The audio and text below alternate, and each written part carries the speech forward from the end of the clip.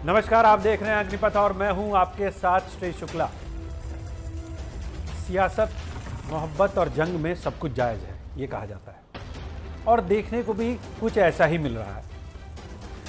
अगर सियासी फिल्मों की बात करें तो सियासी फिल्मों में तमाम तरह के करैक्टर देखने को मिलते हैं, तमाम तरह की ऊंच नीच देखने को मिलती है और ये भी देखने को मिलता है कि कौन कब किसका दोस्त बन जाता है, कौन किसका दुश्मन बन जाता है। ये हमने तमाम राजनीतिक फिल्मों में देखा, लेकिन अब जो रियल पिक्चर है वो भी कुछ इसी तरफ जा रही है। आप दोस्ती और दुश्मनी के अगर जिक्र करें तो कहानी समाजवादी पार्टी से शुरू अगर किया जाए तो समाजवादी पार्टी और बसपा एक समय में दोस्त होते थे, फिर स्टेट गेस्ट हाउस कांड हुआ, दुश्मन बन गए, खाटी दुश्मन बन गए, एक दूसरे की तरफ देखना तक वो गवारा नहीं करते थे। लेकिन फिर उसके बाद फिर सियासत चली, सियासत अपनी चाल चलती रही और फिर 2019 में एक बहुत बड़ा फैसला हुआ कि साहब मायावती और अखिलेश यादव एक हो गए, एक मंच पे दिखे। हम लोग ये स्वप्न में भी नहीं सोच सकते थे कि ये वाला दृश्य भी आपको देखने को मिलेगा, लेकिन मिला। इसी बीच में एक कहानी और शुरू होती है पारिवारिक खींचतान की। पारिवारिक खींचतान में आपको देखने को मिलता है पिता पुत्र में खींचतान, मंच तक वो दिखाई देता है। उसके बाद चाचा भतीजा में खींचतान, और खींचतान इतनी बढ़ जाती है कि बिल्कुल अलग हो जाते हैं, पार्टी छोड़ देते हैं, अपनी पार्टी बना लेते हैं। फिर पार्टी बनाने के बाद फिर वो चुनाव लड़ते हैं। चुनाव लड़ने के बाद फिर 22 का चुनाव आता है, फिर परिवार एक हो जाता है, फिर चुनाव होने के बाद फिर दूरियां बढ़ जाती हैं, फिर सबकी राहें अलग अलग हो जाती हैं। अब एक नया सा जो तस्वीर है वो देखने को मिल रही है। अब तस्वीर ये देखने को मिल रही है कि मुलायम सिंह जी के निधन के बाद अखिलेश यादव के साथ शिवपाल यादव आ गए हैं। वजह साफ है, मैनपुरी का उपचुनाव। अब यहीं से सारे सवाल पैदा हो रहे हैं कि आखिरकार इस प्रेम की और उससे पहले मिले दर्द की वजह क्या है। क्या वजह है आखिरकार कि पहले अलग हुए, गोला में आप दिखे नहीं, आजमगढ़ में आप दिखे नहीं, लेकिन अब जब मैनपुरी की बात आई तो आप फिर से साथ हैं। अब सफाई से एक मैसेज निकल रहा है कि वो बहू को आशीर्वाद देंगे, यानी चाचा शिवपाल बहू को आशीर्वाद देंगे, और आशीर्वाद देने के साथ साथ कार्यकर्ताओं से भी अपील कर रहे हैं कि उनके लिए वोट कीजिए। हालांकि इन सब में एक बात बहुत ख़ास है कि अभी तक ऑफिशियली शिवपाल सिंह यादव कैमरे के आगे या मीडिया के सामने नहीं आए हैं, ना ही उन्होंने कोई अपना ऑफिशियल बयान दिया। ये हम कार्यकर्ताओं की बात सुन रहे हैं। इससे पहले भी हमने कार्यकर्ताओं की और अपनी डिबेट में जो प्रवक्ता है उनकी बात सुनी। उन्होंने कहा हमारी तो साहब मंशा है कि जो शिवपाल सिंह यादव हैं वो मैनपुरी से चुनाव लड़े, वहाँ की जनता भी चाहती है। बहुत सारी चीज़ें सुनी, लेकिन इस ज़रूरी और मजबूरी के बीच की जो वजह है वो तलाशनी है, और इसीलिए आज इस डिबेट को हम कर रहे हैं कि ज़रूरी और मजबूरी के बीच की वजह तलाशी जाए और ये भी देखा जाएगा कि इस पूरे प्रकरण में सियासी नफ़ा नुकसान किसका होने वाला है। क्योंकि ये तो जाहिर सी बात है कि कोई फ़ायदे में रहेगा और कोई नुकसान में रहेगा।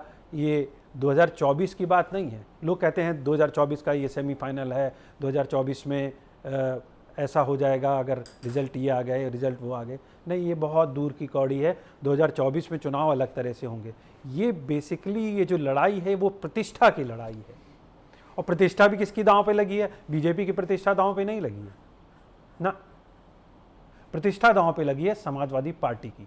अब जब प्रतिष्ठा दांव पे लगी है तो शायद परिवार एक हो गया हो, शायद परिवार में ये बात हुई हो, और कहते हैं ना कि आप सबसे दुश्मनी कर सकते हैं लेकिन परिवार तो आखिर परिवार ही होता है। लेकिन ये अपने अपने कब तक रहेंगे ये भी देखना बहुत ख़ास होगा। इसी पर चर्चा करने के लिए मेरे साथ तमाम गेस्ट जुड़े हुए हैं, लेकिन मैं कुछ रिएक्शंस पहले आपको सुना दूं, उसके बाद अपने गेस्ट का परिचय कराता हूं।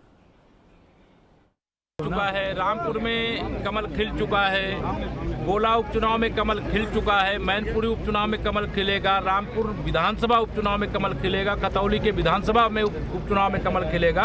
ये कमल खिलने का युग आ गया है। साइकिल को जनता ने पंचर कर दिया है, साइकिल का कोई भविष्य रूप में जो परिवारवादी व्यवस्था में जिन्होंने काम किया है, चाहे सपा है तो परिवारवादी है, कांग्रेस है तो परिवारवादी है, बसपा है तो परिवारवादी है कि यानी मायावती जी नहीं तो उनका भाई या भतीजा, सपा है तो चाचा भी, भतीजा भी, पिता भी, बहू भी, बेटी भी, पोता भी, पोती भी, सब परिवारवादी पार्टियां हैं। और मैं समझता हूँ कि बीजेपी एक ऐसी पार्टी है जो जनता के आधार पर काम करती है।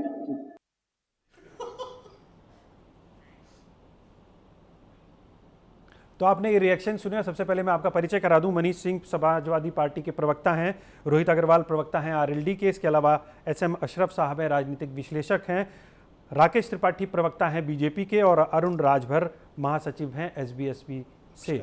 आप सभी का बहुत बहुत स्वागत है। सबसे पहले मैं मनीष सिंह का रुख करूंगा। मनीष जी, जो कयास लगाए जा रहे थे, जो बड़े दिनों से चर्चाएं हो रही थी कि आखिरकार होगा क्या, शिवपाल जी इधर जाएंगे कि उधर जाएंगे या फिर एक न्यूट्रल रास्ता अपनाएंगे, लेकिन आज उन्होंने आशीर्वाद दे दिया।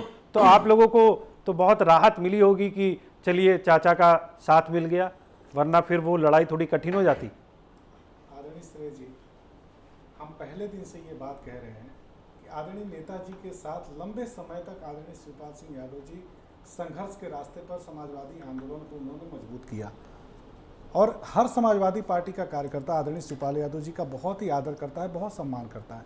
रहा सवाल मदद का नहीं मदद का, ये सिर्फ और सिर्फ एक मीडिया द्वारा पैदा किया गया एक ऐसा एक हवा है जिसमें पूरे उत्तर प्रदेश और देश की राजनीति में ये चीज़ें घूम रही हैं।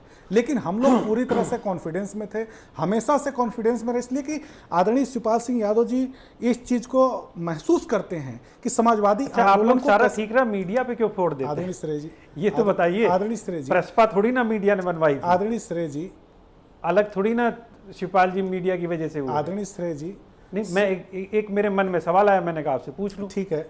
चाचा जी ने हमेशा से जी जनता से जुड़े हुए मुद्दों को लेकर के उन्होंने समाजवादी आंदोलन को मजबूत किया और अनवरत संघर्ष किया। आदरणीय हमारे राष्ट्रीय अध्यक्ष जी ने हमेशा उनका आदर किया, हमेशा उनका सम्मान किया, और आदरणीय श्रीमती डिम्पल यादव जी पार्टी की उम्मीदवार हैं और उस परिवार की वो बहू हैं, आदरणीय चाचा जी की भी बहू हैं वो। तो इसमें दो मत नहीं होना चाहिए। ये जो लोग सोच रहे हैं, जो इस पे विचार कर रहे हैं, और भारतीय जनता पार्टी जो एक राजनीतिक रूप से एक माहौल बनाने की कोशिश कर रही है, भारतीय जनता पार्टी को एक बात हमेशा स्पष्ट रूप से अपने दिमाग में बैठा लेना चाहिए कि आदरणीय चाचा जी हमेशा से आदरणीय राष्ट्रीय अध्यक्ष जी को मजबूत करेंगे, ताकत देंगे, और समाजवादी आंदोलन की जो बुनियाद है उसको मजबूत करने के लिए हमारे नेता आदरणीय श्री अखिलेश यादव जी अनवरत संघर्ष के रास्ते पर चलते रहेंगे। लेकिन मजबूत तो करेंगे, लेकिन जनता ये भी समझना चाहती है मनीष जी कि शिवपाल जी की पार्टी है प्रसपा, आपकी पार्टी है समाजवादी पार्टी, चुनाव वो लगे रहे समाजवादी पार्टी से, तो थोड़ा कंफ्यूजन क्रिएट होता है जनता के बीच में। नहीं आदरणीय श्रेय जी, कहीं कोई कंफ्यूजन नहीं है। और आदरणीय हमारी पार्टी की उम्मीदवार श्रीमती डिम्पल यादव जी, आज महिलाओं की बहुत बड़ी संख्या आज मैनपुरी में इकट्ठा हुई थी, और उन महिलाओं के बीच में जिस तरह से आदरणीय श्रीमती डिम्पल यादव जी ने तमाम योजनाओं का उन्होंने उल्लेख किया, डायल 100 का उन्होंने उल्लेख किया, 1090 जो महिला सुरक्षा के लिए समाजवादी पार्टी की सरकार के समय में आदरणीय श्री अखिलेश यादव जी ने महिला सुरक्षा के लिए विश्व स्तरीय योजना लेकर के आए थे, और बहुत सारी महिलाओं को उस समय सुरक्षा मिली थी, और उसको बहुत सारे राज्यों में उसको इम्प्लीमेंटेशन किया गया, और बहुत सारे राज्यों ने नजीर मान करके उस योजना को अपने यहाँ इम्प्लीमेंट किया। सबसे बड़ी बात श्रेय जी ये है कि आज जो महिलाओं के जीवन में जो हम खाना बनाती हैं, जो महिलाएं घर में रहती हैं, एक गृहिणी के रूप में काम करती हैं, 1100 रुपये गैस सिलेंडर खरीदने के लिए वो विवश हैं। और उन महिलाओं के दर्द को अगर कोई समझता है तो समाजवादी पार्टी के लोग और समाजवादी विचारधारा के लोग समझते हैं। इसलिए कि आज महिलाओं की जितनी दयनीय स्थिति है, चाहे महिला सुरक्षा के नाम पर, चाहे महिलाओं के जीवन यापन को लेकर के, चाहे उनके स्वावलंबन को लेकर के, आज महिलाएं हर जगह अपमानित हो रही हैं, प्रताड़ित हो रही है। और भारतीय जनता पार्टी ने युवाओं के साथ जितना बड़ा छल किया है, युवाओं के साथ जितना बड़ा धोखा किया है, मैंने श्रेय जी पूर्व में भी कई बार यह बात कही है कि उत्तर प्रदेश के वाहिद इकलौते ऐसे चीफ मिनिस्टर हैं श्री योगी आदित्यनाथ जी, जो गोरखपुर में और तमाम उत्तर प्रदेश के कई जनपदों में प्राइवेट कंपनियों द्वारा आयोजित रोजगार मेला, हम तो कभी नहीं सुनते थे रोजगार मेला लगता था, आज तक कभी किसी भी हमारी सरकार का देख लीजिए, बहुजन समाज पार्टी की सरकार का देख लीजिए, पूर्व में भी भारतीय जनता पार्टी और कांग्रेस की सरकारें रही है उत्तर प्रदेश में, कभी रोजगार का मेला लगा करके वितरण नहीं होता था। लेकिन ये योगी आदित्यनाथ जी बहुत ही एक तो साधु माने जाते हैं, भारतीय जनता पार्टी की तरफ से कहा जाता है कि वो योगी हैं। मैं पूछना चाहता हूं कि ये कि योगी अंबानी और अडानी के कंपनियों का नियुक्ति वितरण पत्र बांटते हैं और कहते हैं कि मैंने रोजगार दिया, इससे बड़ा हास्यास्पद कुछ नहीं हो सकता श्रेय जी। उनको युवाओं के साथ जिस तरह से ठगी उन्होंने किया है, उस ठगी को रोकना चाहिए। और उत्तर प्रदेश की 25 करोड़ आबादी जो बहुत ही भरोसे के साथ भारतीय जनता पार्टी को वोट दिया था, जो भरोसा उन्होंने युवाओं ने और महिलाओं ने, किसानों ने, मजदूरों ने योगी आदित्यनाथ और भारतीय जनता पार्टी पर, हम लोग तो शुरू से जनता को सचेत करते हैं और शुरू से ये बात कहते हैं कि भारतीय जनता पार्टी एक ठगों की बहुत बड़ी गिरोह है और ये लोगों का मत लेती है लेकिन लोगों के साथ भलाई का कोई काम नहीं करती है। चलिए, आज वैसे हम लोग चर्चा तो शिवपाल यादव और अखिलेश यादव की जो गठबंधन हुआ दोबारा उस पर कर रहे थे, लेकिन आपने तमाम तरह के मुद्दे उठाए। सही बात है, ये मुद्दे शायद आप लोग मैनपुरी की जनता के बीच में जाएंगे, उठाएंगे और उन जनता को कितना स्वीकार करता है। मैं राकेश त्रिपाठी का रुख करता हूँ। राकेश जी, ये चाचा भतीजा एक दोबारा से एक साथ हैं, तो आपको लगता है कि जो वहाँ के बीजेपी के कैंडिडेट हैं आपके रघुराज शाक्य, उनकी कुछ राहें जो हैं वो कठिन होंगी? श्रेय जी, आपने शुरुआती इंट्रोडक्शन में ही ये बात स्पष्ट कर दी और आपके दर्शकों को भी ये बात बिल्कुल स्पष्ट है कि समाजवादी पार्टी जिनको अपना स्टार प्रचारक घोषित कर रही है, उन्होंने स्वयं इस बात को भी स्वीकार नहीं किया है सार्वजनिक किसी मंच पर, किसी प्लेटफॉर्म पर, कि वो समाजवादी पार्टी के लिए प्रचार करेंगे या उनके साथ वो खड़े हैं। वो अखिलेश यादव जी, जिन्होंने शिवपाल सिंह यादव को कुछ दिन पहले पार्टी की बैठक में ये कहकर के नहीं बुलाया था विधायक दल की कि वो एक अलग पार्टी के नेता है, अलग पार्टी के अध्यक्ष हैं, उनको हमारी समाजवादी पार्टी की बैठक हो रही है, इसमें बुलाने की आवश्यकता नहीं है, आज वो समाजवादी पार्टी का उनको स्टार प्रचारक घोषित कर रहे हैं। और ये बात स्पष्टता से पूरे देश ने देखी है, पूरे मीडिया ने दिखाई इस बात को कि नामांकन में जसवंत नगर से विधायक शिवपाल सिंह यादव, स्वर्गीय मुलायम सिंह यादव जी के छोटे भाई शिवपाल सिंह यादव, जो सैफई परिवार के, जिस परिवार की सीट को बार बार ये विरासत का दावा कर रहे हैं कि ये सीट सैफई कुनबे के पास ही रहती है, ये उस परिवार के सबसे महत्वपूर्ण सदस्य शिवपाल सिंह यादव, वो नामांकन में नहीं जाते हैं। क्या इस बात से सवाल खड़े नहीं होते हैं? इस बात से स्पष्टता नहीं हो जाती है कि शिवपाल सिंह यादव का रुख बिल्कुल अलग है, भिन्न है। और मनीष सिंह जी कह रहे हैं कि भारतीय जनता पार्टी ये बातें फैलाने का काम कर रही है।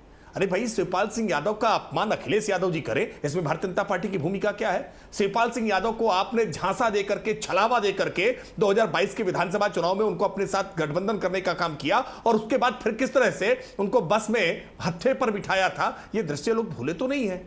आप शिवपाल सिंह यादव का जितना अपमान कर रहे हैं, मैं आज याद दिलाऊंगा, मुलायम सिंह यादव जी ने लखनऊ के कैसरबाग में, इनका पार्टी का दफ्तर है, मनीष सिंह जी को शायद जानकारी होगी और नहीं होगी तो अभी गूगल पर सर्च कर लेंगे तो मिल जाएगा। मुलायम सिंह यादव जी का वो वीडियो जिसमें मुलायम सिंह जी अपने कार्यकर्ताओं से कहते हैं कि मेरा भाई शिवपाल यादव अगर ना होता तो मैं आजमगढ़ का चुनाव हार गया होता। यानी वो शिवपाल सिंह यादव जो उनके चुनाव के खेवनहार होते थे, उनके सबसे मजबूत पतवार लेकर के उनके साथ चलने वाले होते थे, उनके हमसाया होते थे, समाजवादी पार्टी को खड़ा करने वाले थे, उनका इतना अपमान किया गया है। मैं देख रहा था, हो सकता है शायद ये वाला जो वीडियो आप बता रहे हैं ये अखिलेश यादव ने देख लिया हो, लीड कम हुई है उस, तभी उनको साथ में ले आए हो। मुझे लगता है देखा होगा।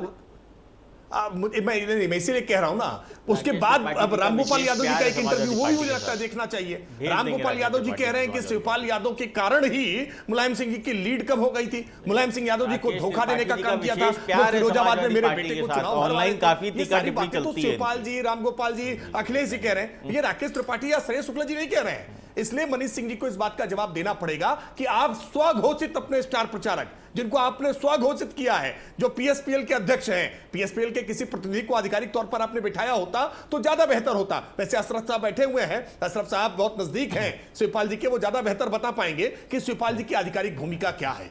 मैं मानता हूं कि शिवपाल सिंह यादव का जिस प्रकार की भूमिका है जसवंत नगर मैनपुरी लोकसभा क्षेत्र की, वो विधानसभा है जिस विधानसभा से मुलायम सिंह यादव जी को 62,000 की लीड मिली थी, कुल 94,000 की लीड में से 62,000 इकलौते केवल जसवंत नगर से। और इसलिए आज इनको लगता है कि शिवपाल सिंह यादव को सम्मान देना चाहिए। लेकिन आप वक्त के आधार पर किसी को सम्मान दोगे और उसके बाद फिर उसका अपमान करोगे, मैं मानता हूं जिसके अंदर भी संवेदनाएं हैं, जिसके अंदर भी भाव है, जिसके अंदर भी आत्मसम्मान है, जिसके अंदर भी स्वाभिमान है, वो आपकी इस तरह की बातों को स्वीकार नहीं करेगा। और मैनपुरी के लोग इस बात को महसूस कर रहे हैं कि किस प्रकार से अपमानित किया गया। और मैं इस बात का यह सवाल मैनपुरी की जनता से भी पूछूंगा कि मैनपुरी वो जिसकी पहचान ऋषि मयन के नाम पर है, वो मैनपुरी जो राजा तेज सिंह के नाम से जानी जाती थी, वो मैनपुरी क्या केवल सैफई कुनबे की एक विरासत बनकर के रह जाएगी? ये नहीं होगा।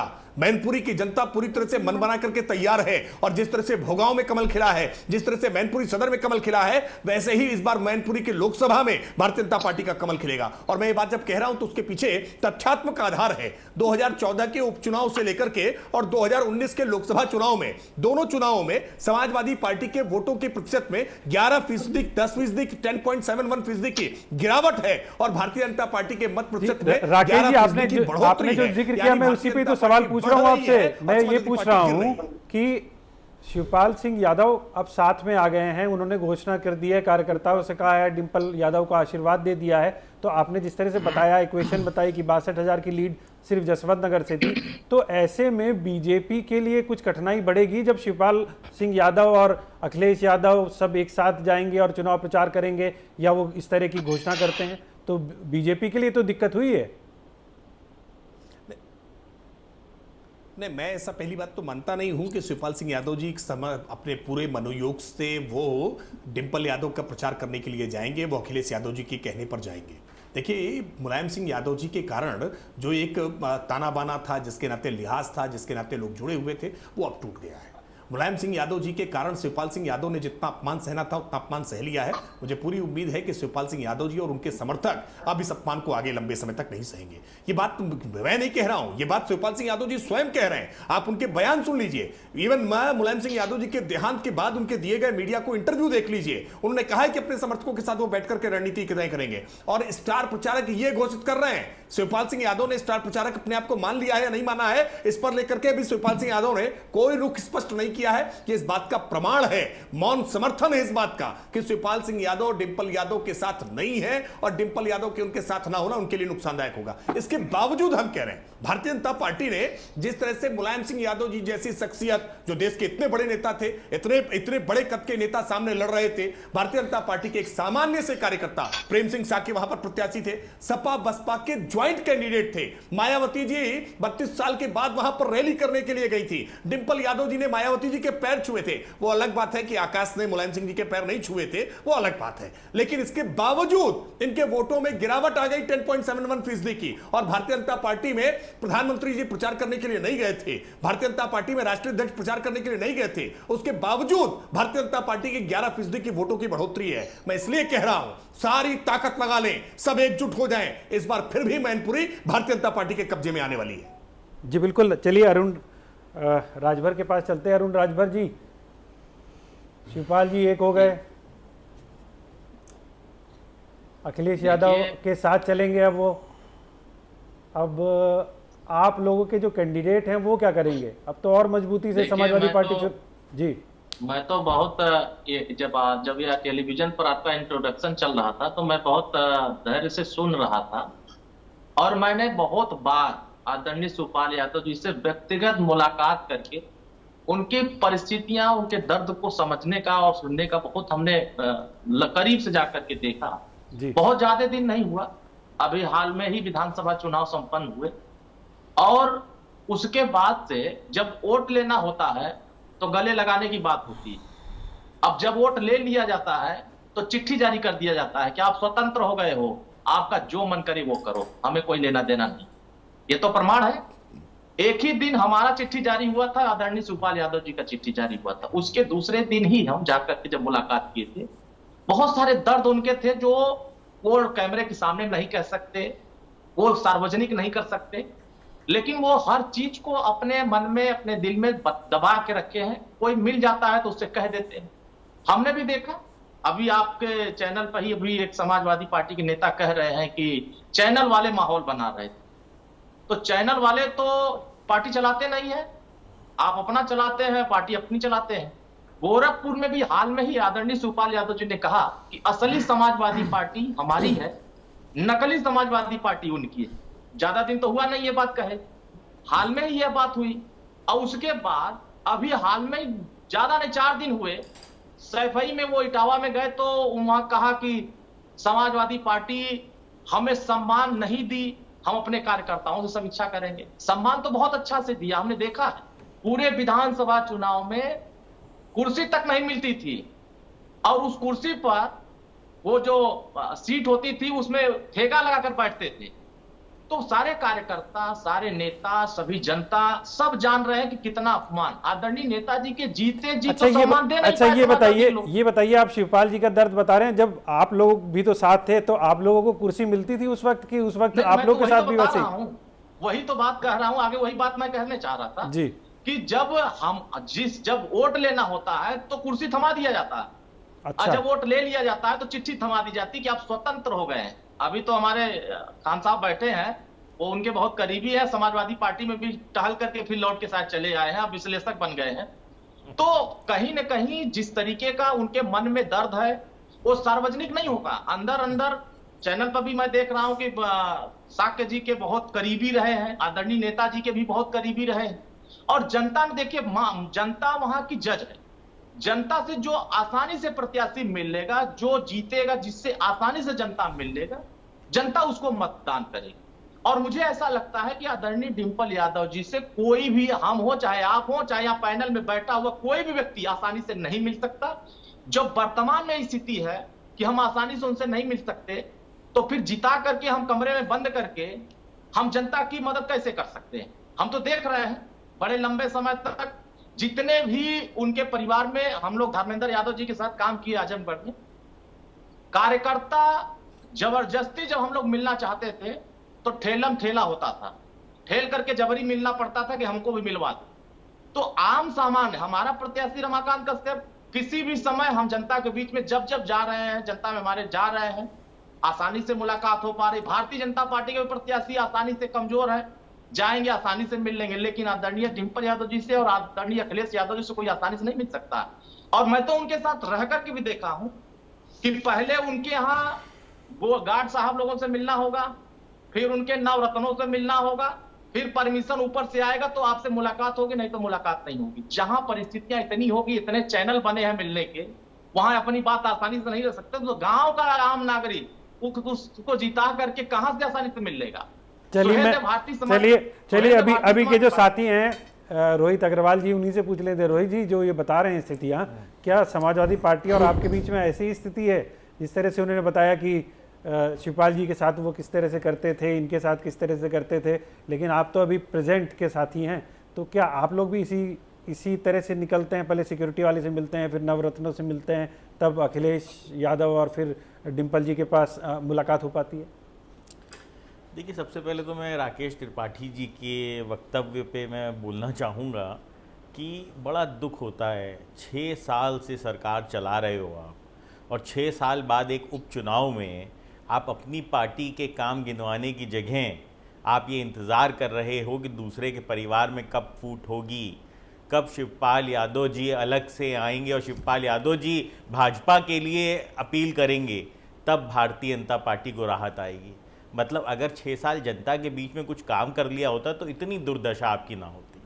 आज इतनी दुर्दशा देख के बड़ा दुख हो रहा है मुझे भाजपा के लिए कि सोचिए जनता की क्या हालत होगी जिसने दोबारा आप पे विश्वास किया है और उसको ये नहीं सुनने को मिल रहा है कि हमने काम क्या किया है। आपको गड्ढों की तारीख बढ़ानी पड़ती है, 2017 से देख रहे हैं हम कि गड्ढा मुक्त रोडें आप नहीं दे पा रहे हैं, आप युवाओं को रोजगार नहीं दे पा रहे हैं, महिलाओं को सुरक्षा नहीं दे पा रहे हैं, और आप कर क्या रहे हैं? डिंपल यादव जी को हराने के लिए उनके कुंभे में कैसे फूट पड़े इसकी व्यवस्था करने की कोशिश कर रहे हैं। शिवपाल यादव जी की तारीफ में कसीदे कस रहे हैं। आपके पास एक नेता ऐसा नहीं है जिसके लिए आप ये कह सकें सीना ठोक के कि अभी हमारे वो वाले नेताजी जाएंगे और माहौल बदल जाएगा। मैनपुरी में वोट मांगने के लिए अगर आपको शिवपाल यादव जी की चरण वंदना करनी पड़ रही है तो ये दिखाता है कि 6 साल तक आप जनता के बीच में नहीं थे मित्र। आप कहाँ थे ये तो आप खुद, आपका दिल जानेगा। ये आपकी पार्टी के अंदर बैठ के इसका मंथन करिए कि आप क्या कर रहे थे 6 साल तक, जो आज आपको शिवपाल यादव जी की चरण वंदना करनी पड़ रही है। आज आपको दूसरे के परिवार में फूट डालने की जरूरत पड़ रही है। तो वो कहाँ फूट डाल रहे हैं रोहित भाई? वो कहाँ फूट डाल रहे हैं? नहीं, आप मुझे बताइए ना, शिवपाल यादव जी ने कब कहा कि हम जो है उनकी तारीफ समाजवादी पार्टी के साथ नहीं है? कौन सा चुनाव? 2017 से पीएसपीएल बनी है। मेरे बगल में राजनीतिक विशेषज्ञ बैठे हैं, पीएसपीएल में भी रहे हैं, समाजवादी पार्टी में भी रहे हैं। आप पूछिए कौन सा चुनाव लड़ा है इन्होंने, पूछिए इनकी पार्टी ने कौन सा चुनाव लड़ा है। अरे किसी ने अपने तरीके से एक अपना विरोध दर्ज किया है, परिवार का मैटर है, वो परिवार में सुलटा लेंगे। अब उसके लिए आप उसके लिए राजनीतिक फायदा उठाने की कोशिश कर रहे हैं। रोहित भाई मुझे बताइए ना श्रेय भाई, कौन सा चुनाव लड़ा है पीएसपीएल ने? 2019 का लड़ा था। नहीं, चुनाव लड़े ना लड़े, लेकिन सियासत ये कहीं नहीं कहते कि आप परिवार की लड़ाई, बिल्कुल अलग चीज़ है। क्योंकि जब आप सियासत में उतरते हैं तो फिर जनता के बीच में जाते हैं, जनता के बीच में जाते हैं तो जनता के मुद्दे उठाते हैं। यही तो आपको याद होगा, जब 2017 का इलेक्शन हुआ तो यही तो समस्या आई। लोगों ने कहा इन्होंने तो 8 महीने लड़ाई में, पारिवारिक लड़ाई में बिता दिए। ये मैसेज गया जनता के बीच में। तो इसीलिए परिवार की लड़ाई एक अलग है और सियासत बिल्कुल अलग है। और जब सियासत होने लगती है तो फिर तो आप अलग अलग धड़े के रूप में खड़े ही हो जाते हैं। देखिए 2017 से आज तक गंगा में बहुत पानी बह गया, गोमती में बहुत पानी बह गया, यमुना जी में बहुत पानी बह गया। 2017 एक अलग चुनाव था, 2022 एक अलग चुनाव था, और आज अगर भारतीय जनता पार्टी अगर हमारे साथ बैठी हुई है तो वो सत्ता में है, और उसको 6 साल हो गए हैं सत्ता में। जनता ने उसके ऊपर दोबारा विश्वास किया है, पर भारतीय जनता पार्टी अपने काम नहीं गिनवा रही है। यहाँ पे क्या कह रही है, शिवपाल यादव जी अपील नहीं कर रहे जी मन से। अरे भाई, तो आपके लिए अपील करें क्या? कहें क्या कि साहब भारतीय जनता पार्टी को वोट देना है तब आपका कैंडिडेट जीतेगा? तो बोल दो कि बिना शिवपाल यादव जी के आपका कैंडिडेट नहीं जीतेगा। बोल दो, आपके लिए खुला मंच है। बिल्कुल आपकी तो बेचैनी ये दिखा रही है कि आपने 6 साल तक जनता के लिए कोई काम नहीं किया है। आप वोट जनता से अपने काम पे नहीं मांग रहे हो, आप वोट मांग रहे हो कि शिवपाल यादव जी और अखिलेश यादव जी के कैसे रिश्ते हैं। अरे भाई, उनके जैसे भी रिश्ते हो, चाचा भतीजे का उनका रिश्ता है, वो अपने घर में बैठ के निपटा लेंगे। आपसे कब शिवपाल यादव जी कहने आए कि भैया भारतीय जनता पार्टी वालों हमें सम्मान दिलवा दो? या आपने सम्मान दे दिया क्या शिवपाल यादव जी को या अखिलेश यादव जी को? क्यों भाई, राकेश जी से चलिए जवाब ही ले लेते हैं। आप इतनी देर से जवाब मांग रहे हैं जी। राकेश जी, बहुत सारे सवाल हैं भाई, आपको क्या प्रॉब्लम है? वो एक हो गए, आपके उनके बल पे वोट मांग रहे हैं, इनका ये कहना है, या फूट डालने की कोशिश कर रहे हैं? देखिए श्री जी, एक बात मैं स्पष्ट कर दूं। आपने देखिए, मैं कोशिश ये करता हूं कि जब किसी विषय पर चर्चा होती है तो विषय पर बात की जाए, और जो आपके सवाल हैं, आप एंकर हैं, आपने जो सवाल पूछे थे, मैंने तो उस विषय पर उस विषय के सवाल के जवाब दिए। आप पूछते भारतीय जनता पार्टी के मैनपुरी में क्या रणनीति है, भारतीय जनता पार्टी की सरकार की क्या उपलब्धियां हैं, कौन कौन से नेता प्रचार के लिए जाएंगे, तो मैं इन सारी बातों पर बात करता। रोहित अग्रवाल ने चूंकि कहा ना कि भारतीय जनता पार्टी ने ये सब नहीं बताया, इसलिए क्योंकि मैं सवाल का जवाब देता हूं ना, इधर उधर की बातें नहीं करता हूं। अब रोहित अग्रवाल को यह बताना चाहिए था, जो उनसे आपने सवाल पूछा था, जिस सवाल का जवाब उनके पास नहीं था, इसलिए वो भाजपा पर हमला करने लगे। अरे भाई, ये बताइए कि आपका घर क्यों टूट फूट रहा है? आप बताइए कि समाजवादी पार्टी, जिसके आप सहयोगी हैं, समाजवादी पार्टी के भीतर इतनी आज सिर्फ फुटबॉल क्यों मची हुई है कि समाजवादी पार्टी अपनी ऑफिशियल स्टार प्रचारकों की सूची जारी करती है, उसमें एक दूसरी पार्टी के अध्यक्ष का नाम शामिल करती है। और ये बात तो मैं कह रहा हूं तो इसके पीछे तर्क बता रहा हूं, तथ्य बता रहा हूं। मैं शिवपाल यादव की प्रशंसा नहीं कर रहा हूं जिसमें आपने शब्द जोड़े हैं ना कि शिवपाल यादव की चरण वंदना कर रहे हैं। मैं मानता हूं इस तरह के शब्दों से रोहित अग्रवाल जी परहेज करना चाहिए। मनीष सिंह भी एक सवाल पूछना चाह रहे हैं, आपको बुरा लग जाएगा। राकेश जी, जयंत चौधरी जी क्या कर रहे हैं? राकेश जी, मनीष जी के एक सवाल पर कोई एक सवाल पूछना चाह रहे हैं, वो एक सवाल पूछना चाह रहे हैं, उनका एक बात, हाँ, क्या पूछना चाह रहे हैं? उनको भी बड़ा वो सवाल पूछे, उनको बड़ी उत्सुकता है, मुझे लग रहा है। उनकी एक बात पर टिप्पणी कर दूं मैं। हाँ, बिल्कुल करिए। उन्होंने एक बात कही थी, मैं उस पर टिप्पणी कर दूं। उन्होंने कहा कि भारतीय जनता पार्टी योगी आदित्यनाथ जी को योगी कहती है। अरे भारतीय जनता पार्टी नहीं कहती है। जब वो भारतीय जनता पार्टी में नहीं थे ना, तब भी वो गोरक्षनाथ के पीठ से जुड़े हुए थे, तब भी वो योगी थे। वो गोरक्षनाथ पीठाधीश्वर हैं, और इसलिए कृपया करके कम से कम ऐसे धार्मिक संवेदनाओं से जुड़े हुए विषयों पर इस प्रकार की हल्की टिप्पणियां न करिए। राजनीतिक कामकाज के आधार पर, उनके मुख्यमंत्री की भूमिका के आधार पर अगर कोई लगता है टिप्पणी करनी है तो बिल्कुल करिए, लेकिन आप ये कहिए कि उनको साधु कहते हैं भाजपा वाले, उनको योगी कहते हैं भाजपा वाले। अरे भाजपा वाले नहीं कहते हैं, लाखों करोड़ों हिंदू गोरक्षनाथ पीठ में जो आस्था रखते हैं, वो गोरक्षनाथ पीठाधीश्वर के नाते उनको जानते हैं, और इसलिए इस धार्मिक आस्था का अपमान मत करिए। जी, आपको कुछ सवाल पूछना था जी। थोड़ा सा समय दीजिएगा। राकेश त्रिपाठी जी ने पूरा एकदम घी मक्खन पूरा जितना हो सका उतना इन्होंने उड़ेल दिया। मैं बहुत ही सीधा सवाल राकेश त्रिपाठी से पूछना चाहता हूं। इन्होंने कहा कि जब वो भारतीय जनता पार्टी में नहीं थे, उसी विषय पर मैं आना चाह रहा था, वही सवाल मैं पूछना चाह रहा था। भारतीय जनता पार्टी से जब से वो चुनाव लड़ रही होगी आदित्यनाथ, तब से वो भारतीय जनता पार्टी के रूप सांसद के रूप में वो देश की संसद में जाते रहे हैं। 2002 में जब चुनाव हो रहा था, मैं छोटा था, उम्र मेरी कम थी, क्योंकि मैं बगल के जनपद का रहने वाला हूं, देवरिया का। तो योगी आदित्यनाथ जी एक तरफ भारतीय जनता पार्टी चुनाव लड़ती थी, हमारी टूट फूट पर इन्होंने बहुत चर्चा किया। बहुत समाजवादी पार्टी के परिवार के टूट फूट पर इन्होंने चर्चा किया, लेकिन इनको याद दिलाना चाहता हूं राकेश त्रिपाठी जी का थोड़ा सा दिमाग करेक्शन करना चाहता हूं कि वो थोड़ा सा समझे इस चीज को कि योगी आदित्यनाथ जी जो हिंदू विवाह वाहिनी का उन्होंने जब गठन किया था तो 2002 का पहला विधानसभा का चुनाव जब हुआ तो हिंदू विवाह वाहिनी भारतीय जनता पार्टी के खिलाफ, भारतीय जनता पार्टी के सैकड़ों उम्मीदवारों के खिलाफ योगी आदित्यनाथ ने हिंदू विवाह वाहिनी के पदाधिकारियों को चुनाव लड़ाया और 2002 में सूर्य प्रताप शाही जो आज कृषि मंत्री हैं, उप मुख्यमंत्रियों के बाद पहले ऐसे मंत्री हैं जिन्होंने शपथ लिया था, उनको हरवाया। 2007 में योगी आदित्यनाथ जी भारतीय जनता पार्टी के खिलाफ योगी आदित्यनाथ ने घूम घूम करके प्रचार किया और हिंदू वाहिनी के तमाम पदाधिकारियों को चुनाव लड़वाया। खैर वो बात अलग है कि समाजवादी पार्टी के राजनीतिक उरोज के आगे उनकी जमानत जब्त हो गई। दूसरा 2012 में ये बात भारतीय राकेश त्रिपाठी जी हमारी टूट फूट की कर रहे हैं, हमारी चर्चा कर रहे हैं। राकेश त्रिपाठी जी ये बताइए कि 2012 का जो चुनाव हुआ था विधानसभा का, जिसमें यशस्वी नेता श्री अखिलेश यादव जी उत्तर प्रदेश के मुख्यमंत्री बने थे, उसी चुनाव में योगी आदित्यनाथ ने सूर्य प्रताप शाही को बड़े स्तर पर चुनाव जाकर के हरवाया था और बड़े सभाएं की थी। श्रेय जी, मैं ये बात इसलिए कहना चाहता हूं कि आप योगी की बात कह रहे हैं, साधु की बात कह रहे हैं। योगी क्या किसी को अपमानित करता है? योगी क्या किसी को अपशब्द बोलता है? योगी क्या अपने राजनीतिक दल अपने गाड़ी पर झंडा भाजपा का लगाएंगे, देश की संसद में कहेंगे कि मैं भारतीय जनता पार्टी का संसद सदस्य हूं, गोरखपुर से मैं जीत करके आता हूं, और दूसरी तरफ भारतीय जनता पार्टी को हराने वाला आदमी आप हमारी टूट फूट की चर्चा करते हैं, हमारे अंदर बगावत की बात करते हैं। और रहा सवाल रघुराज साके जी का, तो आप जानिए उधार के उम्मीदवारों से आपकी पार्टी चलती है। जिस आजमगढ़ की बात आप कर रहे हैं राकेश त्रिपाठी जी, दिनेश लाल यादव निरहुआ को जो सम्मान और इस भारती से लेकर के तमाम जो सम्मान मिला, समाजवादी पार्टी ने उनका नाम बनाया। रघुराज साके जी जिनको आप कह रहे हैं, वो आप याद करिए कि वो समाजवादी पार्टी के नेता रहे हैं। आप दूसरे को उधार की पार्टी से आप अपनी राजनीतिक विरोध बनाने और ताकत बनाने की कोशिश करते हैं राकेश त्रिपाठी। आपकी अपनी कोई क्षमता नहीं है और आपकी अपनी कोई कुवत नहीं है। सुन लीजिए जी, मैं ऐसे अशरफ साहब के पास जाऊंगा। देखिए, डिबेट को डाइवर्ट मत कीजिए। ऐसे तो देखिए कोई सुनिए मेरी बात सुनिए। परिवार में घटनाओं का जिक्र कर रहे हैं, टूट फूट की घटनाओं। अब 2002 से जो आदमी 2014 तक भारतीय बहुत सब लोग इधर उधर जाते हैं, सभी पार्टियों में जाते हैं। अशरफ साहब ये बताइए कि आप तो जैसे बताया कि आप राजनीतिक विश्लेषक हैं, लेकिन आप करीबी भी रहे हैं और आपको बहुत सारी चालें भी पता है कि आखिर ये पॉलिटिकल चाल क्यों चली जा रही है। ये बताइए, बस एक लाइन का सवाल है मेरा। मैं एक लाइन में जानना चाहता हूं कि शिवपाल सिंह यादव समाजवादी पार्टी के लिए इस उपचुनाव में और खास तौर पर मैनपुरी के इस चुनाव में, उपचुनाव में जरूरी हैं कि मजबूरी हैं?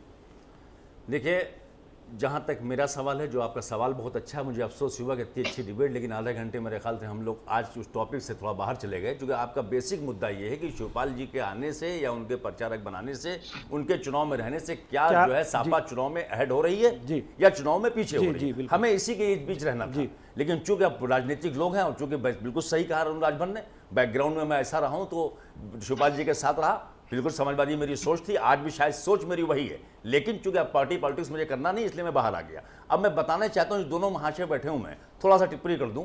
राकेश त्रिपाठी इत्तेफाक से बैठे हैं और राजभर जी बैठे हुए हैं। ऑनलाइन चैनल के ऊपर इन्होंने सवाल पूछा था कि मेरी पार्टी छोड़ के क्यों चले गए, तो राजभर जी बोलते थे चूंकि हमको कमीशन नहीं मिलता था। ये रिकॉर्डेड है, किसी चैनल पे इन्होंने कहा हुआ था, जिसपे शायद उनको बड़ा खराब लगा और आज तक उससे जान नहीं छुड़ा पा रहे हैं। तो इनके किसी वक्तव्य की मेरे नजर में कोई वैल्यू नहीं, क्योंकि इस तरह के स्टेटमेंट देते रहते हैं, कब कहां इससे कोई माने नहीं रखता। बेसिक मुद्दा जो आपका है, बिल्कुल फर्क पड़ेगा। क्योंकि शिवपाल सिंह यादव साहब का जहां तक मुझे मानना है, उस टाइम भी वो चुनाव लड़ रहे थे फिरोजाबाद से, और फिरोजाबाद का अपना चुनाव छोड़ने के बाद तमाम उसके बावजूद, जबकि बसपा का समर्थन था, फिर भी वो टाइम निकाल के वहां गए मैनपुरी के अंदर, और सबसे ज्यादा उस विधानसभा से उनको लीड दिला के वहां से भेजा। ये बात कोई शक नहीं कि अगर समाजवादी पार्टी को सिर्फ मुलायम सिंह साहब की लेगेसी को जिंदा रखना था, उस सीट को हर कीमत पर जीतना था, तो मेरा अपना मानना है एज ए विश्लेषक कि सबसे बेहतर चॉइस उस सीट के ऊपर, जो खुद उसी विधानसभा से लड़ रहा है, वो शायद मान ली शिवपाल सिंह यादव साहब होते। तो मुझे समझ में नहीं आता कि आपका मैसेज देने का मकसद क्या है। आप उसको लेके आ रहे हैं, प्रचारक बना रहे हैं, ठीक है, आपने ऑर्डर में 7 रखा, 6 रखा, 5 रखा, 3 रखा, वो आप समझिए, वो शिवपाल जी जाने के उनको बर्दाश्त है कि नहीं, या उनको 40वां नंबर बर्दाश्त है। लेकिन सवाल इस बात का है कि अभी तक उन्होंने ऐसा कोई अपना स्टेटमेंट नहीं दिया कि इस प्रचारक बनने से वो खुश हैं। जब वो नहीं बनाए गए थे, दुख उन्होंने जरूर साबित किया था। अब मेरे सामने सवाल ये पैदा होता है कि इसी चुनाव से पहले 5 नाम उन्होंने दिए थे माननीय अखिलेश यादव के कि इनको टिकट जरूर दे दीजिए, जिसमें डुमरियागंज से मलिक कमाल यूसुफ, उसके बाद आपकी जो है शादाब फातिमा साहिबा, तीसरा नाम जो है शारदा प्रताप शुक्ला, चौथा नाम जो है रघुराज सिंह शाक, पांचवा नाम उनके पास था शिव कुमार सिंह बेरिया। और बिल्कुल हर मुमकिन कोशिश की कि अगर समाजवादी पार्टी समझौता कर रही, कम से कम ये 5 हमारे पास ऐसे नाम हैं जो मौजूदा माहौल में चुनाव जीत सकते हैं। आपने उनमें से किसी को टिकट नहीं दिया। ये सारे के सारे लोग बीजेपी ज्वाइन कर गए। बीजेपी इन्होंने जाहिर सी बात है शिवपाल जी की मंशा से ज्वाइन किया है, शिवपाल जी की राय लेकर ज्वाइन किया। रघुराज सिंह शाक उनकी पार्टी के वरिष्ठ उपाध्यक्ष थे और बहुत ही जिम्मेदार थे। चूंकि मैं था उस पार्टी का हिस्सा, इसलिए मुझे मालूम है कि रघुराज सिंह शाक की हैसियत क्या थी। हर मुमकिन कोशिश की कि इटावा से उनको टिकट दे दे, लेकिन आपने टिकट उनको नहीं दिया। उनको जाना पड़ा भाजपा में। ठीक है, पॉलिटिक्स उन्हें करना है तो वो अपना आजाद है, जहां जाएंगे। उनकी ऐसी मजबूरी नहीं है कि वो सिर्फ जो है एक ही पार्टी के साथ रहें, कहीं भी जा सकते हैं। रोहित अग्रवाल आज जहां पे कल उनको बेहतर लगे कहीं जाएंगे। तो राजनीतिक आदमी ये गारंटी किसी भी मंच पे बैठ के नहीं दे सकता कि कब वो कहां है कहां नहीं रहेगा। लेकिन कोई अपना आदमी जो 2 बार का सांसद रहा हो, 1 बार का विधायक रहा हो और बहुत ही सौम्य मिजाज के हैं वो, और मुझे पूरी उम्मीद है अगर शिवपाल सिंह यादव जी ने अपनी एक्सेप्टेंस नहीं दी तो हो सकता है कि कोई अप्रत्याशित नतीजा आपके सामने देखने को उस सीट पे मिले। इससे मुझे इनकार नहीं होगा। इसलिए जरूरी होगा कि आप शिवपाल सिंह यादव को कैसे मना के और कितना उनका इस्तेमाल कर सकते हैं अगर वाकई अपनी इज्जत इस चुनाव के अंदर आपको बचानी है। मेरा सवाल फिर वही है, बोलिए। मेरा सवाल वही है कि शिवपाल सिंह यादव अखिलेश यादव के लिए जरूरी हो गए हैं कि मजबूरी हो गए? देखिए क्या जरूरी है, जरूरी थे 22 में एक मैसेज देना था। शिवपाल जी हर मन से बोलते थे कि हम समझौता करना चाहते हैं, हर मन से। यहां तक इतना हुआ कि पार्टी में कभी कभी ये लगने लगा था कि ऐसी क्या आपको मजबूरी जो आप समर्पण करने को तैयार हैं। और आखिर में किया उन्होंने समर्पण। उसी समर्पण की वजह से बहुत से लोग उनके साथ छोड़ के चले गए। क्या आप हमें प्रोटेक्ट नहीं कर पाए? नहीं तो उन्होंने एक्सेप्ट भी किया कि मेरे से गलती हो गई, हमसे गलती की ना, तो इसका मतलब गलती उन्होंने की। और गलती करने के बाद उन्होंने फिर यह तय किया था, चूंकि आज मैं उनकी पार्टी के साथ में, उनकी बहुत सी इंटरनल चीजें मेरे को नहीं मालूम। अब जो हमारे साथ के लोग हैं कुछ थोड़ी बहुत बातें मालूम हो जाए उससे मालूम होती हैं, लेकिन ज्यादा मुझे नहीं पता। लेकिन उनको लगा कि शायद रुक चुके, उनके तमाम लोगों उनसे बाहर चले गए। लेकिन मैं मानता हूं कि आज चूंकि शिवपाल सिंह यादव उसको हंसी खुशी एक्सेप्ट नहीं कर रहे हैं, इससे मुझे लगता है कि बिल्कुल मजबूरी समाजवादी पार्टी की है कि बगैर शिवपाल सिंह यादव के नाम को आगे किए हुए उस चुनाव को जीतना उसके लिए मुश्किल होगा। जी मनीष जी, इसका मैं जवाब चाहूंगा, क्योंकि हम लोग बार बार यही बात कह रहे हैं कि आखिरकार ऐसी वजह क्या हो गई। गोला में उनको कहीं लाइन में नहीं रखा, आजमगढ़ में किनारे रखा, यहाँ तक कि विधानसभा में भी ये कहा गया कि भाई इनकी सीट अलग, अपना आप समझिए, जहाँ बैठना है आपको बैठिए, चिट्ठी जारी कर दी गई।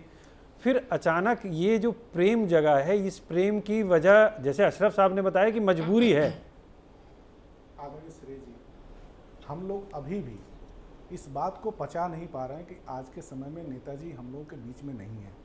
हम लोगों के लिए बहुत ही भावुक क्षण है और ऐसी परिस्थिति हम लोगों के सामने है कि हम लोग आज भी ये महसूस हर पल हर परिस्थिति में करते हैं कि नेताजी हम लोगों के बीच में हैं। लेकिन जब ये ढूंढने की कोशिश करते हैं तो उनकी शरीर दिखाई नहीं देती है। लेकिन हम खुशनसीब हैं कि उनके विचार इतने प्रासंगिक हैं, उनके द्वारा खड़ा किया गया समाजवादी आंदोलन इतना प्रासंगिक है और इतनी जमीनी धरातल पर मजबूत है कि एक एक समाजवादी पार्टी का कार्यकर्ता आदरणीय नेताजी के विचारों को लेकर के, आदरणीय श्री अखिलेश यादव जी के विकास कार्यों को लेकर के जब भी हम जनता के बीच में जाते हैं तो हमें बहुत ही ढेर सारा प्यार और समर्थन मिलता है। मैं ये बात इसलिए कह रहा हूँ कि गोला गोकर्णनाथ नेताजी के देहांत के बाद एक पहला उपचुनाव विधानसभा का गोला गोकर्णनाथ में हुआ था। हमें जो मत मिला 40% हमें मत मिला और हम भारतीय जनता पार्टी से 32,000 से हम पीछे रह गए। लेकिन आप सोचिए कि बहुजन समाज पार्टी चुनाव नहीं लड़ी, कांग्रेस चुनाव नहीं लड़ी, अन्य राजनीतिक दल, जब इस परिस्थिति में बहुजन समाज पार्टी भारतीय जनता पार्टी के साथ खड़ी हो जाए, जब उसको अपनी विचारधारा का ख्याल ना रहे और अपने बहुजन आंदोलन का इतना बड़ा जो स्वरूप था, उस बहुजन आंदोलन को, जो आज के समय में बहुजन आंदोलन के बहुत बड़ी तादाद के लोग जो वो हैं वो समाजवादी पार्टी और श्री अखिलेश यादव जी के साथ जुड़ रहे हैं और उनको ताकतवर बनाए। इसलिए कि बहुजन समाज पार्टी की राजनीतिक जो पद्धति है, राजनीतिक जो सिद्धांत है, उस सिद्धांत को बहुजन समाज पार्टी के लोग अब पचा नहीं पा रहे हैं। मेरा सवाल मनीष जी, मेरा सवाल कुछ और है। अभी हम बसपा पे चर्चा ही नहीं कर रहे हैं। बसपा का तो हमें समझ में आ गया, ना बसपा यहाँ पे दिख रही है ना कांग्रेस दिख रही है। उनका आगे क्या होगा, क्या रणनीति होगी, उस पर तो अलग से बहुत बड़ी डिबेट करनी पड़ेगी कि आखिरकार उनका मुस्तकबिल क्या है। मेरा सवाल तो कुछ और ही है, जो अशरफ साहब ने कहा कि मजबूरी है। जी नहीं, देखिए अशरफ जी की अपनी एक विचारधारा है, अपना एक उनका मत है, मैं उस बात पर कोई टिप्पणी नहीं करूंगा। लेकिन इतना जरूर कहूंगा कि वह परिवार है और जो लोग यह बात सोचते, मैं बार बार आपके चैनल पे जब ये बात आई थी कि उपचुनाव की घोषणा हुई थी, तभी मैंने पहले दिन ये बात कहा था कि आदरणीय शिवपाल सिंह यादव जी परिवार के एक अहम सदस्य हैं और उनका हमेशा से मार्गदर्शन रहा है और हमेशा उन्होंने परिवार को लेकर के आगे बढ़ने की और आदरणीय श्री अखिलेश यादव जी को राजनीतिक रूप से सशक्त और मजबूत बनाने के लिए हमेशा से उन्होंने प्रयास किया और आदरणीय हमारे नेता श्री अखिलेश यादव जी ने हमेशा से उनका आदर और सम्मान किया। इस बात पर कहीं कोई चर्चा नहीं होनी चाहिए। और ये एक नेता हैं आदरणीय ओम प्रकाश राजभर जी के सुपुत्र हैं, इन्होंने अभी परिचर्चा के दौरान जब उन्होंने अपनी टिप्पणी शुरू की तो उन्होंने एक बात कहा और बहुत हल्की बात और सतही बात उन्होंने कहा कि समाजवादी पार्टी के एक नेता कह रहे हैं इनकी जितनी राजनीतिक उम्र हुई उससे 3 गुना मेरी राजनीतिक उम्र हुई। इनको यह बात ख्याल रखना चाहिए कि किस नेता के बारे में क्या बोल रहे हैं। नवरत्न नवरत्न नवरत्न, ये जो बात बोलते हैं ओम प्रकाश राजभर जी के सुपुत्र, अगर ये नहीं होते तो लाखों कार्यकर्ताओं के बीच में ये गुम रहते। आज जो ये भाषण दे रहे हैं टेलीविजन पर बैठ करके, इनके ऊपर सैकड़ों जगह पैसा लेकर के टिकट देने का आरोप लगा, सैकड़ों जगह। एक आदमी इतनी कम उम्र में करप्टेड हो जाए और करप्टेड होकर के टेलीविजन पर बैठकर ये बात कहता है कि विचारधारा और सिद्धांत और श्री अखिलेश यादव जी जैसे यशस्वी नेता को टिप्पणी करने की, अगर आप ये खैर मनाइए कि आप ओम प्रकाश राजभर जी के आप बेटे हैं। आप जैसे लोग हमारी पार्टी के अनुसांगिक संगठन में जिला पदाधिकारी हैं, आपसे ज्यादा जानकार हैं और आपसे ज्यादा काबिल हैं और उनके ऊपर भ्रष्टाचार का आरोप नहीं है। वो आदरणीय नेताजी और आदरणीय श्री अखिलेश यादव जी के समाजवादी आंदोलन से जुड़े हुए हैं। और आपको बता दें, बहुजन समाज पार्टी की जब ताकत थी, बहुजन समाज पार्टी जब सरकार में थी तो घेरा डालो आंदोलन हुआ था। हमारी पार्टी के बहुत सारे नौजवान 18 दिन जेलों में सुन लीजिए, देखिए आपके ऊपर एक मुकदमा नहीं होगा, लेकिन योगी आदित्यनाथ की सरकार से लड़ने का मेरे ऊपर 18 धारा लगा है और हमारे सुनिए मनीष सिंह जी, आप बड़ी बड़ी बातें मत करिए। आपकी अभी परिणाम आए सुनो, बात सुनो पहले। बात विधानसभा आप आदरणीय अखिलेश यादव जी के बहुत बड़े हमदर्द हो सकते हैं।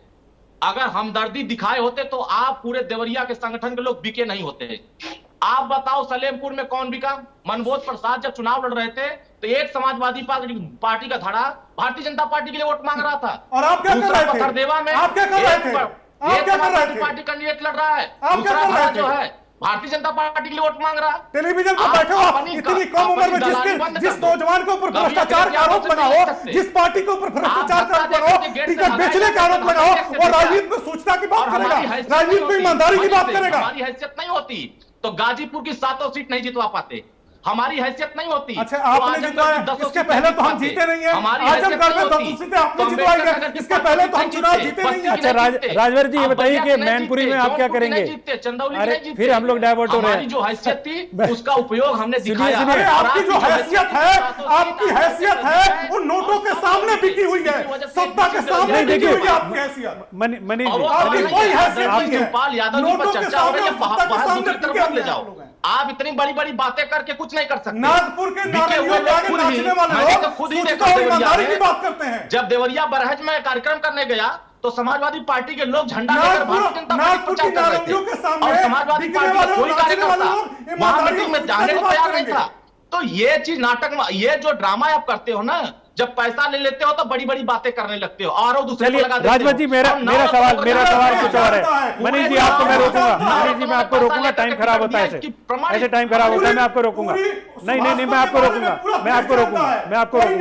राजभर जी ये बताइए, आप मैनपुरी की चुनाव को जीतेंगे कैसे? देखिए, हम जनता के अदालत में जाएंगे और जिस तरीके से जनता का भरोसा हम लोग बना रहे हैं, हम मजबूती के साथ अपने मतदाता जो 5 साल पूर्व में हम लोग काम किए, संगठन जो हमने बनाया है, उन संगठन के दम पर हम जनता के बीच में, क्योंकि वहां जनता मालिक, किसी का गड़बड़ नहीं है। ये भाषण मार रहे हैं ना, ये अमित मनीष सिंह कितने दिन गए थे आजमगढ़ में भाषण मारने? गांव में तो जाने की हिम्मत नहीं होती है, खाली कमरे में बैठ करके भाषण मारने की बहुत हिम्मत पड़ जाती है। चलिए, मैं राकेश त्रिपाठी जी का रुख करूंगा। राकेश जी, ये बताइए कि ये जो चुनाव है, इस चुनाव में जो मुद्दे हैं वो हावी रहेंगे या फिर ये जोड़ तोड़, कौन किसके साथ खड़ा है, कौन किसके साथ नहीं खड़ा है, ये बात हावी रहेगी और इसी की हवा और रुख देकर जनता चुनाव का फैसला करेगी कि किसको वोट देना है, या फिर कहीं मुद्दे भी रहेंगे इस पूरे चुनाव में? देखिए श्रेय जी, हर चुनाव में अलग अलग प्रकार के कई सारी बातें साथ में आती हैं, मुद्दे भी होते हैं, समीकरण भी होता है, प्रत्याशी का व्यक्तिगत व्यवहार भी होता है, पार्टी की विचारधारा भी होती है, संगठन का तंत्र भी होता है, स्टार प्रचारकों की भूमिका भी होती है, अलग अलग कई सारे अवयव मिलते हैं, तब कोई चुनाव लड़ा जाता है, उसके जीत या हार तय होती है। लेकिन मैं देख रहा हूं कि जिस तरह से एक ट्रैप बुनने का काम अभी मनीष जी ने किया कि कैसे अरुण राजभर जी को उस ट्रैप में उलझा करके इस पूरी डिबेट को डिरेल कर लिया जाए, कैसे शिवपाल सिंह यादव जी पर चर्चा ना होने पाए, हर संभव प्रयास वो कर रहे हैं कि शिवपाल सिंह यादव जी पर चर्चा ना होने पाए। अरे भाई आज का टॉपिक तो यही है ना, शिवपाल जरूरी या मजबूरी। आज तो आपने श्रेय जी टॉपिक यही तय किया, शिवपाल जरूरी या मजबूरी।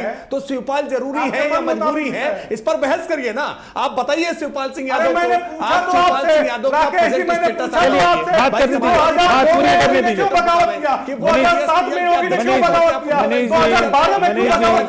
विधायक के तौर पर उनको इस भूमिका में समझिए ना। अरे भाई जो सवाल है उस सवाल का जवाब बताइए। आज मुश्किल हो रही है, मैं जानता हूँ मुश्किल हो रही है। 2002 में योगी ने क्यों बगावत किया, 2007 में योगी ने क्यों बगावत किया, 2012 में योगी ने क्यों बगावत किया, बता दीजिए ना। मैं आपसे भाई आप तय कर लीजिए, आप से आग्रह करिए, आप श्रेय जी से आग्रह कर लीजिए, कल डिबेट इसी मुद्दे पर रख लें। आप श्रेय जी से आग्रह कर लीजिए, कल डिबेट इसी मुद्दे पर रख लें, इसी मुद्दे पर बात कर लेंगे। ऐसे समय खराब होगा मनीष जी, मैं आपको रोकूंगा। नहीं, मनीष जी ऐसे टाइम खराब होगा। राकेश जी अपनी आप बात पूरी कीजिए, अपनी आप बात पूरी कीजिए, और भी गेस्ट हैं उनके पास भी जाना है। भारतीय जनता पार्टी अपने संगठन तंत्र के जी बोलिए। भारतीय जनता पार्टी अपने संगठन तंत्र के आधार पर, भारतीय जनता पार्टी विकास के मंत्र के आधार पर, प्रधानमंत्री नरेंद्र मोदी जी की छवि के आधार पर, उत्तर प्रदेश में योगी आदित्यनाथ जी ने जो काम किए हैं उन सब के आधार पर हमने मैनपुरी में आज जिस तरह से विकास किया है, और इसी के कारण से मैंने बताया कि 2014 से लेकर के 2019 तक में मैनपुरी में जो परिवर्तन हुआ है, जिसकी वजह से भारतीय जनता पार्टी के 11% वोट बढ़े सपा बसपा के गठबंधन के बाद, जिसके कारण भारतीय जनता पार्टी ने मैनपुरी में 2 विधानसभा सीटें, मैनपुरी की सदर की सीट और भोगांव की सीट, जहां मैनपुरी से जयवीर सिंह जी उत्तर प्रदेश सरकार में मंत्री हैं और भोगांव जहां से रामनिवास अग्निहोत्री जी उत्तर प्रदेश सरकार के पूर्व काबीना मंत्री हैं। हम दोनों सीटें हम जीत करके आए। यानी भारतीय जनता पार्टी आंकड़ों की दृष्टि से, समीकरण की दृष्टि से, मुद्दों की दृष्टि से, नेताओं की दृष्टि से, साफ सुथरे चरित्र की दृष्टि से भारतीय जनता पार्टी आज प्लस में है, आगे है। और इसलिए हम पूरे भरोसे के साथ कह रहे हैं कि भारतीय जनता पार्टी अब ये कास्ट कॉम्बिनेशन के आधार पर जो सपा जीता करती थी ना, अब ये सब कास्ट कॉम्बिनेशन धूमिल हो गया है, ये सब टूट फूट कर बिखर गया है। भारतीय जनता पार्टी आज विकास के एजेंडे पर, नरेंद्र मोदी जी और योगी आदित्यनाथ जी के एजेंडे के आधार पर आज मैनपुरी में कमल खिलाने जा रही है। ठीक वैसे ही जैसे आजमगढ़ में खिलाया है, ठीक वैसे ही जैसे रामपुर में खिलाया है, ठीक वैसे ही जैसे गोला में खिलाया है। जी जी जी रोहित जी, आपको लगता है कि ये जो मैनपुरी की लड़ाई होगी, आप तो साथी हैं समाजवादी पार्टी के, मैनपुरी की जो लड़ाई होगी वो कास्ट इक्वेशन और इमोशनल फैक्टर पे नहीं होगी, मुद्दों पे होगी? मुद्दों पे तो भारतीय जनता पार्टी चुनाव लड़ नहीं सकती। 2017 का चुनाव मैं ओवरऑल लड़ाई की बात करता हूं, जनता ही तो वोट डालेगी ना। ओवरऑल की बात कर रहा हूं। मुद्दों पे तो भाजपा कभी चुनाव लड़ ही नहीं सकती। मुद्दों पे जब चुनाव लड़ेगी मुंह का खाएगी। किस पर वोट डालेगी ये पूछ रहा हूं मैं बता रहा हूं आपको श्रेय जी, भारतीय जनता पार्टी तो ध्रुवीकरण पे चुनाव लड़ती है, धर्म के नाम पे चुनाव लड़ती है, मजहब के नाम पे चुनाव लड़ती है। भारतीय जनता पार्टी जातियों के नाम पे चुनाव लड़ती है, और अब तो दूसरों के परिवारों के नाम पे चुनाव लड़ते हैं। अब मुझे ये बताइए श्रेय जी कि दूसरे के परिवार और दूसरे के पट्टीदारी के झगड़े अब भारतीय जनता पार्टी सुलझाएगी? अपने परिवार और अपने पट्टीदारी के मसले क्यों नहीं सुलझा लेती है भारतीय जनता पार्टी? लड़ेंगे तो करना पड़ेगा ना। हाँ नहीं, सच्चाई यही है। घर के मुद्दों पे तो आप चुनाव लड़ ही नहीं सकते। मुद्दों पे आप चुनाव लड़ोगे तो आपको पता है धरातल में चले जाओगे। क्या बताओगे आप? 1100 रुपए का सिलेंडर बताओगे?